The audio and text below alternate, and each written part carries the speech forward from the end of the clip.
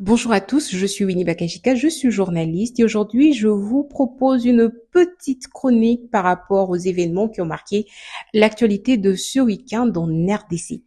Nous le savons tous, l'actualité a été marquée par la sortie médiatique de l'ancien président de la République démocratique du Congo, je cite Joseph Kabila Kabange, qui est resté très silencieux depuis plusieurs années et n'a pratiquement jamais donné son avis par rapport à ce qui se passe en RDC. Et hier, nous avons été surpris de voir une interview qu'il avait accordée aux médias sud-africains Sunday Times où il parlait justement de la situation sécuritaire qui se vit actuellement en RDC.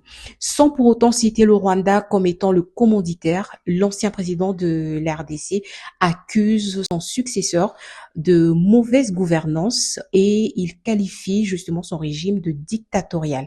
Il a, dans son interview, appelé la SADC ainsi que l'Afrique du Sud de ne pas soutenir ce régime car il juge que la solution n'est pas que militaire, il englobe justement une approche assez globale et il appelle justement au retour de l'état de droit. Je vous invite à suivre cette petite analyse que j'ai faite pour vous, pour ceux qui n'ont pas bien compris les propos de l'ancien président. Et je vous retrouve tout de suite pour la deuxième partie de l'actualité de ce jour. Dans une tribune publiée le dimanche 23 février 2025 dans le journal sud-africain Sunday Times, l'ancien président de la République démocratique du Congo, Joseph Kabila, a exprimé ses préoccupations concernant la situation actuelle du pays. Il a souligné que la crise en RDC est multidimensionnelle, englobant des aspects sécuritaires, humanitaires, politiques, sociaux, moraux et éthiques.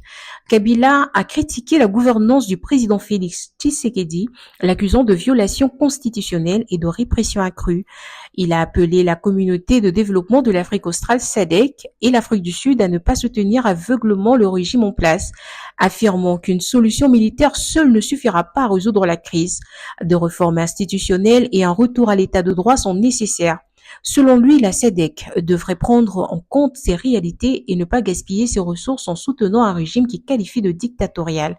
Il a mis en garde contre le risque d'une instabilité accrue si la mauvaise gouvernance persiste, pouvant mener à de nouveaux conflits armés ou encore une guerre civile. Kabila a insisté sur la nécessité d'une approche globale et non uniquement militaire. Il affirme soutenir un régime autoritaire plutôt que d'aider la RDC à avancer vers la démocratie et la stabilité serait une erreur.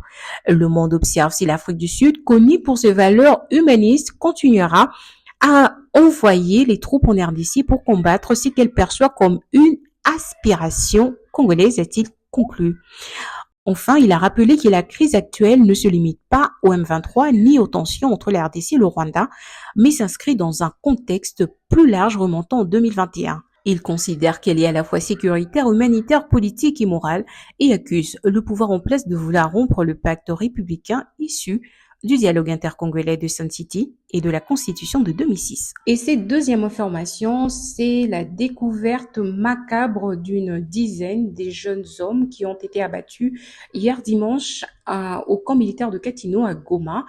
Les corps ont été entassés les uns sur les autres. Beaucoup de versions ont été données par rapport à la découverte de ce corps et la plus probable est celle que la population dit que ces jeunes hommes ont été exécutés par les militaires du M23 parce qu'ils ont refusé justement d'intégrer le mouvement. Alors pour cela, ils ont été exécutés. Alors on va finir avec cette nouvelle. Est-ce que vous le savez?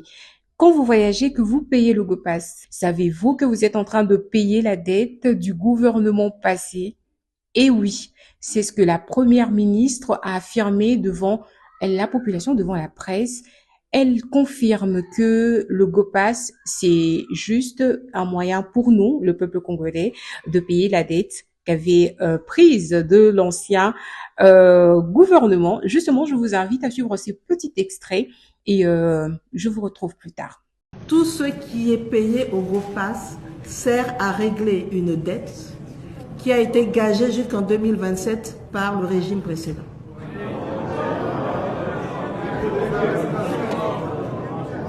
Et comme les obligations courent, que ce soit avec l'ancien régime et que le régime actuel doit reprendre, on n'a pas le choix, on doit payer ces dettes-là.